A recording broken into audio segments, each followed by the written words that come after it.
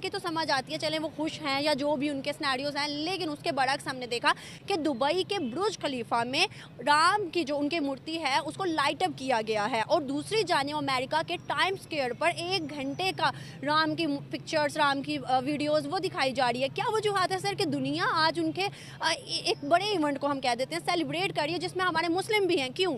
आज उन्होंने दुनिया से बता दिया है कि it's not the same India anymore, और मैं आज उनके साथ हूं, और ये वजह है। और पाकिस्तान को और दूसरे लोगों को भी अब इस चीज पे सोचना होगा, सोचना चाहिए मेरे ख्याल में। मैं अमेरिका से आया हूँ, न्यूयॉर्क से। आपको अयोध्या यहाँ पर लग रहा है, कैसा नजारा आप देख पा रहे हैं? क्योंकि ये मैं पहले दिन अयोध्या में श्री रामचंद्र भगवान आए। मैंने कल गया अपने हिंदू दोस्तों के साथ, मैंने वहां उनके साथ सेलिब्रेट किया, उनके साथ उनको मुबारकबादें दी उनको, मैं इसमें कोई हर्ज नहीं। आपको भी चाहिए, मैं यही कहूंगा। तो गल्फ़ के एरिया में भी एक चीज़ जो है वो ख़ास तौर पर है, इंडिया ने वहाँ पर अपने जो सफारती ताल्लुकात हैं उनमें ख़ास तौर पर जो है बड़ी अचीवमेंट हासिल की हैं। अयोध्या राम मंदिर को the Vatican of the Hindus क्यों कहा जा रहा है? या आपने प्यार मोहब्बत से रहना है, ये मैसेज मैं कल लेकर गया था लोटस मंदिर में, and I was received very वो भी उनके सिनेरियोज हैं, लेकिन उसके बरक्स हमने देखा कि दुबई के बुर्ज खलीफा में राम की जो उनकी मूर्ति है उसको लाइट अप किया गया है, और दूसरी जानिब अमेरिका के टाइम स्क्वायर पर 1 घंटे का राम की पिक्चर्स, राम की वीडियोस वो दिखाई जा रही है। क्या वजूहत है सर कि दुनिया आज उनके एक बड़े इवेंट को हम कह देते हैं सेलिब्रेट कर रही है, जिसमें हमारे मुस्लिम भी हैं? क्यों? देखिए, बेसिकली जो मुझे बात नज़र आती है ना इसमें, वो ये है कि सबसे पहले इंडिया जो है एक थिकली पॉपुलेटेड कंट्री है, और इकोनॉमी में अगर देखा जाए तो बहुत सारे लोग इसे देखते हैं एज अ मंडी के, कि बहुत बड़ी मार्केट है वो, और उस मार्केट की तरफ वो तवज्जो हासिल करना चाहते हैं।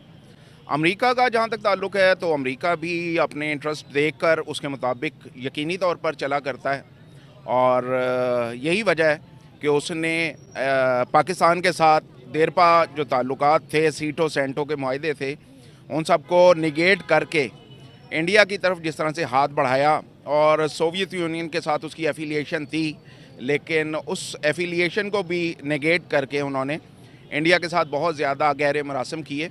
तो बेसिक मुआशी फैक्टर सबसे पहले आता है उसमें।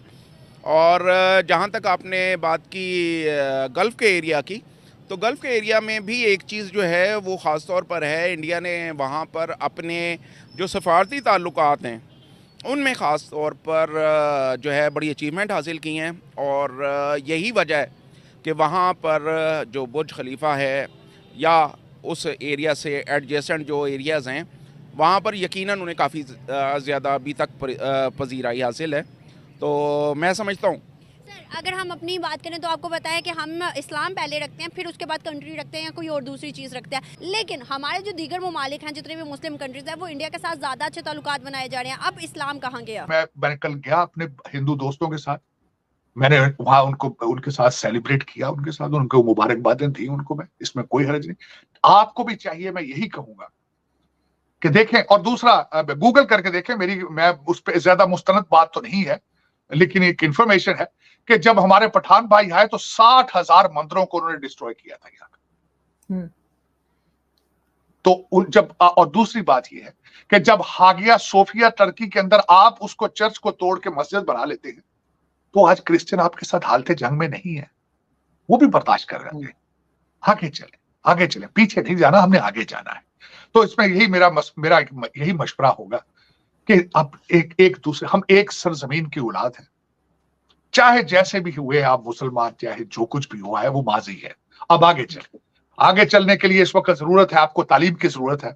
आप कोशिश करें, भारत के साथ ट्रेड शुरू करें, अपने रिलेशनशिप बेहतर करें, सीखने की कोशिश करें उनसे बिजनेस। सर, हमारी गवर्नमेंट ने तो आज फिर एतराज कर दिया, आज फिर एक बार जो है वो राम मंदिर के ऊपर स्टेटमेंट दे दिया, उनको नहीं देना चाहिए था। आरजू मैंने डान की, मुझे किसी ने भेजी है वो किसी ने, लेकिन देखें वजह ये है कि मजहब के ऊपर कैपिटलाइज करना होता है, अपॉर्चुनिटी, कारोबार है, इलेक्शन है।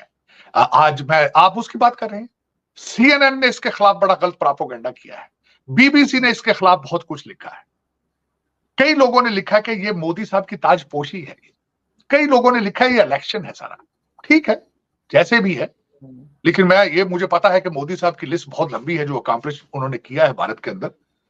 उनका इलेक्शन जो है इस राम मंदिर के बगैर भी उन्होंने जीत जाना था, स्वीप करना था, मुझे पता है इस बात का। लेकिन ये कि चले, हर एक सोच, हर एक बंदे का एंगल अलग है, हर एक बंदे का लेंस अलग है। मैं एक मुसलमान हूं, मैं समझता हूं मेरे मंदिर जाने से, मेरे गुरुद्वारे जाने से, चर्च जाने से मेरे मजहब को कोई खतरा नहीं है। मेरी ये तालीम ये है। मेरे जाने से आने से कई लोग कहते हैं ये राह का एजेंट है, कई भारत के एजेंट है, कई कहते हैं मोदी भगत है। कहने से क्या है, जितने मुंह है उतनी बोलियां बोलते हैं, क्या फर्क पड़ता है। लेकिन मैं फिर भी उन बच्चों को यही दुआ दूंगा, कोशिश करो आर्टिफिशियल इंटेलिजेंस की तरफ जाओ बेटा, कुछ सीखने की कोशिश करो।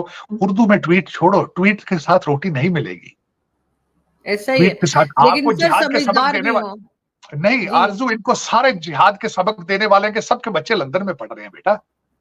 कुछ आंखें खोलो, अपनी कोशिश करो, नफरतें कम करो, अगर हो सके तो प्यार मोहब्बत की बात करो, तालीम की बात करो, ट्रेड की बात करो। आज उन्होंने दुनिया से बता दिया है कि it's not the same India anymore, और मैं आज उनके साथ हूं, और ये वजह है। और पाकिस्तान को और दूसरे लोगों को भी अब इस चीज पे सोचना होगा, सोचना चाहिए मेरे ख्याल में। पाकिस्तान, भारत, बांग्लादेश, जो कुछ भी है, कोशिश करें। अगर ईस्ट और वेस्ट जर्मनी इकट्ठा हो सकता है तो आपको कोई तकलीफ नहीं है। बॉर्डर साफ कर लें, अपनी शनाख्त अलग रखें आप।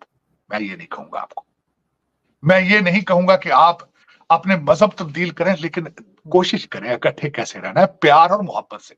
मैं ये कल मैसेज देकर भी आया हूं, और मैं इस चीज पे बिलीव करता हूं।